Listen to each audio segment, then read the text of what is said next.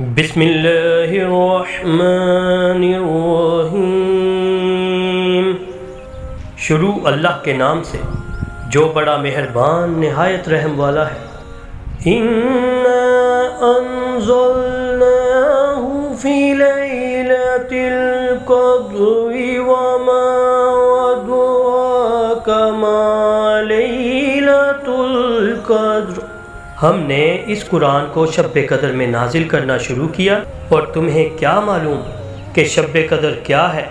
لیلۃ القدر خیر من الف شہر، شب قدر 1000 مہینے سے بہتر ہے۔